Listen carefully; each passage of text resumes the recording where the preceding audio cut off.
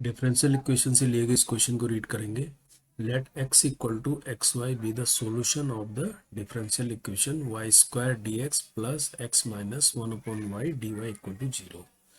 Condition क्या है, x1 equal to 1 दिया है और फाइंड आउट करना है x1/2। ठीक है, तो देखो डिफरेंशियल इक्वेशन किस तरह की उसको लिखते हैं। पहले Y square D X plus X minus one upon Y D Y equal to zero है। और इसका सॉल्यूशन किस तरह का है, इस तरह का है। देखो x इक्वल टू एक्स यानी x इक्वल टू है एक्स वाई, है ना। इस तरह का सॉल्यूशन इसका मतलब हम इसको dx dy में बनाते हैं पहले। तो इसके लिए क्या करें, इसको dx अपॉन dy अगर इसको बनाए तो ये पूरा इधर चला जाएगा, है ना, माइनस हो गया। यानी इसको मैं लिख सकता हूँ x minus one upon Y और ये वाई स्क्वायर इसके नीचे आ जाएगा। ऐसा तो हो जाएगा ये। इसको और थोड़ा आगे सोल्व करेंगे, इस माइनस को अंदर ले जाओ और वाई स्क्वायर को इसके नीचे लिखेंगे तो minus one upon Y square into X ऐसे लिख सकते हैं इसको। और ये प्लस हो जाएगा, plus one upon Y cube हो जाएगा। अब देखो इसको हम इस तरफ ले आएंगे तो हो जाएगा plus one upon Y square X equal to one upon Y cube. अब ये इक्वेशन किस तरह की बन गई, लीनियर डिफरेंशियल इक्वेशन बन गई, है ना।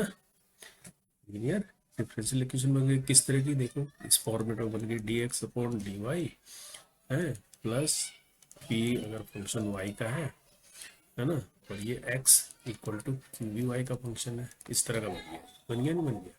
तो इसका जो सोल्यूशन होता है इसका, इस लीनियर डिफरेंशियल इक्वेशन का सोल्यूशन क्या होगा, x इंटू इंटीग्रेशन फैक्टर ये होगा इक्वल टू इंटीग्रेशन फैक्टर के साथ मल्टीप्लाई होगी इसकी q की, यानी q इंटू इंटीग्रेशन फैक्टर और विथ रेस्पेक्ट डी वाई और प्लस हो जाएगा c। और यहाँ पर इंटीग्रेशन फैक्टर क्या बनेगा, ई इंटीग्रेशन पी डी वाई हो जाएगा, है ना। तो ऐसा बनेगा ये इस तरह का। अब इससे कंपेयर करोगे तो हमारे केस में देखो ये इस तरह की लीनियर डिफरेंशियल इक्वेशन बन गई ना, बन गई। तो यहाँ पर इंटीग्रेशन फैक्टर कैसे निकालेंगे, यहाँ पर इंटीग्रेशन फैक्टर हमारा निकलेगा ई पी क्या हो गया, one upon Y square D Y. जब इसको इंटीग्रेट करेंगे ऊपर ले जाएंगे y की पावर -2, है ना, -2 + 1 -2 + 1 कहने का मतलब ये आ जाएगा e की पावर -1 अपॉन वाई आ जाएगा। ये आ जाएगा नहीं आ जाएगा इस कंडीशन फैक्टर। अब इसका जब सॉल्यूशन निकालने जाएंगे इसका, है ना, इसका सॉल्यूशन कैसे निकलेगा, x into integration factor e की -1 अपॉन वाई, है ना, इक्वल टू q क्या है यहाँ पर 1 upon Y Q, 1 upon Y cube integration factor e की पावर -1 अपॉन वाई, है ना, और डी वाई साथ में इंटीग्रेशन कांस्टेंट c ऐसा है। अब हमें क्या करना है, इसको सोल्व करना है जो इंटीग्रेशन के अंदर है। यानी अब हम इसको थोड़ा ऐसे मान लेते हैं। देखो इसको जो इक्वेशन बनी हमारी इक्वेशन 1 है, सॉल्यूशन इसका ऐसे हो गया, इक्वेशन 2 हो गया। अब इसमें से हम खाली इस पार्ट को देख लेते हैं, यानी 1 अपॉन वाई क्यूब ई की power -1 upon Y D Y. इसको कैसे सोल्व करें, इसको सोल्व करने के लिए क्या कर सकते हैं, -1 अपॉन वाई को हम मान लेते हैं टी। तो क्या बन जाएगा, अगर इसको डिफ्रेंशिएट करेंगे इधर y के रेस्पेक्ट में, y की पावर -1 होगा ना, ये प्लस कर देगा, यानी 1 upon Y square D Y आ जाएगा। ये हो जाएगा डी टी। होगा नहीं होगा ऐसा, है ना। तो इसको देखो ऐसे भी लिख सकते हो, अगर 1 अपॉन वाई स्क्वायर में है एक साथ ले लो, है ना, और ये छोड़ दूँ इसको e -1 अपॉन वाई और साथ में लिखूँ 1 अपॉन वाई डी वाई। ऐसा लिख लिया मैंने इसको, ठीक है। अब यहाँ से देखो हम इसको टी में कन्वर्ट करेंगे, इसको टी में कन्वर्ट करेंगे तो ये देखो हमने केवल इस पोर्शन की बात करा ना, इसको सोल्व कर रहे थे, है ना। तो इसका सोल्यूशन क्या मिलेगा, 1 upon Y square D Y तो मिला के डी टी मिल जाएगा, ये और ये डी टी मिल जाएगा। 1 अपॉन वाई क्या हो जाएगा, यानी माइनस बाहर आ जाएगा और इसके अंदर आ जाएगा -1 अपॉन क्या e की पावर टी और साथ में क्या बनेगा टी डी टी, ये तो बनेगा। अब इसको दो पार्ट हो गए ये, है ना।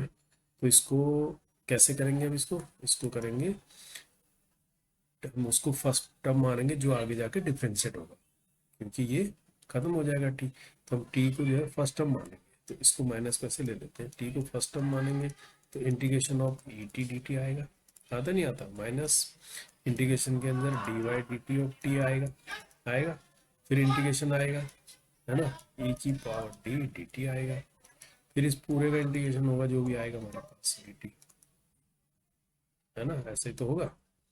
और ये पूरा बाहर से फिर ये है क्योंकि बाहर माइनस भी हमारे पास है ना।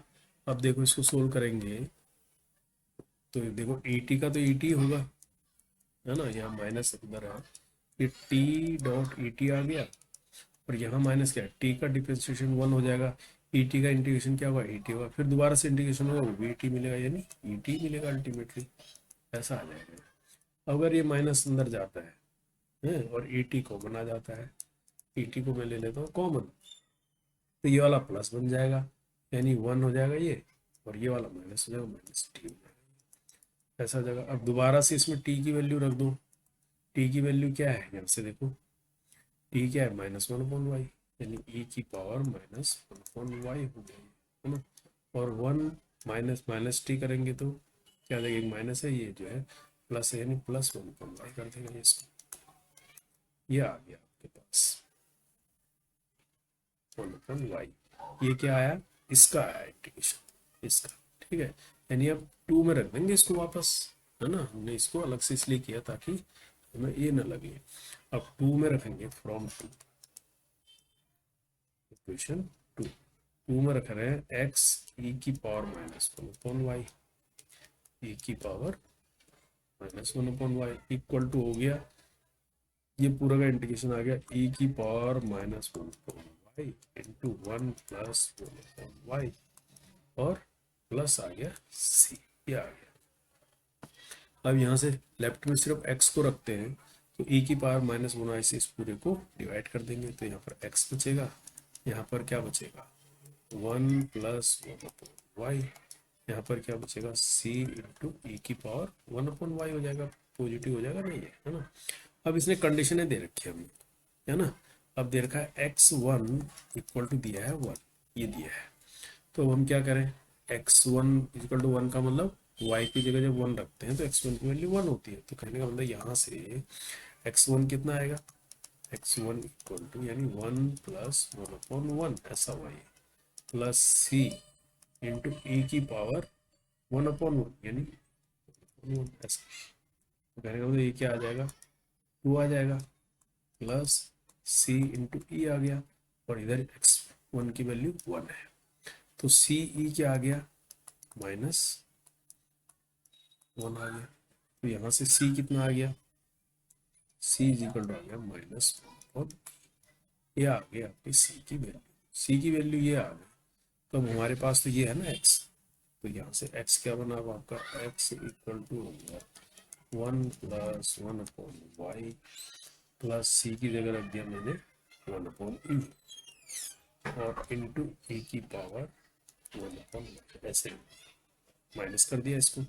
अब ये पूछ रहा है x हाफ की वैल्यू, x हाफ, है ना, x हाफ मतलब y की जगह हाफ रखेंगे 1/2 रखेंगे, तो 1 प्लस ये y 1/2 रखेंगे तो ऊपर चल जाएगा 2 माइनस 1/e, यहाँ पर e की पावर में y में 1/2 रखेंगे तो ऊपर चला जाएगा ये भी, तो ये आ जाएगा कितना 3, ये आ जाएगा e²/e, यानी e बचेगा खाली, तो ये x हाफ आ गया, यानी यही आंसर आ गया, है ना, 3 - e इसका आंसर हो गया, समझ में हो गया।